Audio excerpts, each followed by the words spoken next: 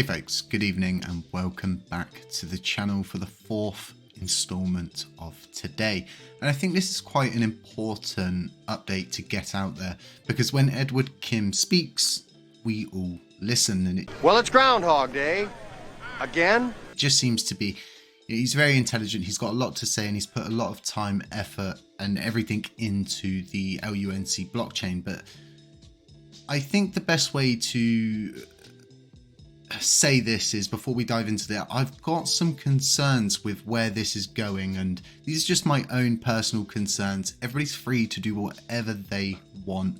We are all our own human beings, right? So in this Medium article, it's literally just been released around 10 minutes ago, and Ed's pretty much saying he's struggling with his position that he's in. You know, I'll leave a link to the article. You can go and listen to it. You can literally just click play and listen to it. I'm not going to do that. I'm just going to talk about it with you. So Ed's pretty much saying that LUNC is like sinking sand. What? I think I hit the bottom. Where's the actual quote? So it explains it's pretty much like sinking sand. Here we go. So the problem that we seem to be facing is that we are trying to build this foundation and find our identity on sinking sand. In the past couple of weeks, every day seems to bring new challenges and obstacles to the ecosystem that pulls the ground out from under us. Our proximity to the regulatory enforcement actions and collapsing financial institutions are earthquake-like events that we are having to endure. So he goes on to pretty much speak about LUNC being a meme coin and the ground always just sort of getting torn out from underneath us. And the meme coin thing, we're going to have to just agree to disagree to agree, and we'll leave it as that because I have different opinions of what LUNC was. I see myself as one of these people that really was back in the trenches when it all kicked off and really trying to get a hold of a situation and show people, hey, there is hope, there is a future to be had here. So for me in this, and I respect Edward Kim very highly, he knows this as well, and he's pretty much saying about his journey through crypto, him being involved with it for 2 years and now pushing forward and sort of following a different route. And he explains a lot of this, his identity, you know, everything about him, more or less, and saying that he needs to innovate on his strengths. And what this leads up to, and you'll hear this in the article about where this is going, and we're going to go through it here as well, and it's pretty much leading up to, from what I can tell, I may be wrong, I may have got the wrong end of the stick here. Oh!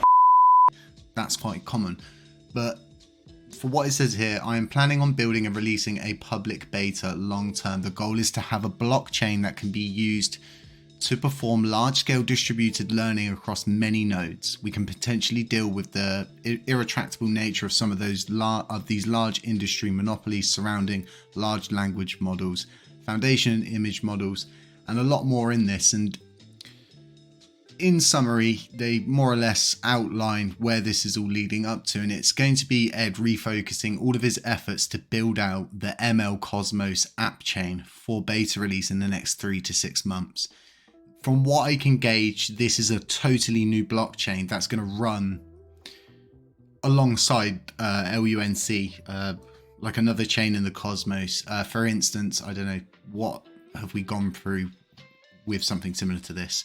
Luna, I can't even remember the name of the burn thing. Luna, I know it's that for short. So they created a coin which was designed to burn lots and lots and lots of coins. Obviously, we've seen how that pans out. We explained to people how that would pan out, and you know, it only gets you so far. And Ed speaks about burning in this article and explaining that, you know, there's all these people that want to burn and there's all these people that want to build. There's people, you know, you've got so many different sides of this, and I was kind of outlining this earlier, but like I was just saying, he really does outline it quite well in this. And so help gain consensus on an experimental team to work on USTC issues that can innovate quickly via additional app chains. If this If this is the path they want to go, will volunteer to assist with the app chain level technology. Continue funding L1 team in Q2 to upgrade COS and WASM and IBC interchain accounts. I will volunteer to help when needed. Pass over to TGF operations to macro. TGF report on activity spending and future plans will be shared later this week. Gain consensus from the community on legal representation. Iterate and innovate to find and deploy LUNC's value proposition. So this is really interesting to me because it's kind of like he's taking a step back, and this is more or less, so I'll try find the exact part in here where they mention it, and from what I'm gauging, it's a whole new blockchain. It's a whole new system in itself where they can do more than they can now, more or less, with USTC. They've got some kind of partners they've been speaking to, which is going to be helping. And like I said, this is all in this article, but from what I can gauge, it seems like we're going to be seeing a whole new blockchain. And that's very interesting because obviously LUNC is a blockchain in itself. If we're developing another blockchain to fix this blockchain, it's strange from where I'm sitting, because then more or less you just say to people like, you know, we need to give up on this, let's move to this other one. And there's mixed signals in this, especially with the calling it a meme coin, speaking about sinking sand, the ground's coming from under us, USTC's got loads of different problems, and then all of a sudden after all of these problems we're now being thrown some kind of solution which we half-heartedly realistically understand. But from Ed's point of view, it's probably totally different the way he's seeing it, but from where I'm seeing it, it looks like it's another blockchain, and the blockchain will run side by side or assist with the upwards moving of LUNC. And he speaks about ChatGPT in this, and if you don't know what ChatGPT is, have a little Google, have a look at it. I've probably thrown something up on the editing for you there just to show you exactly what I'm talking about. But it's an artificial intelligence, and Ed is saying he develops these kind of artificial intelligence for a job, and he's been working on different stuff like that.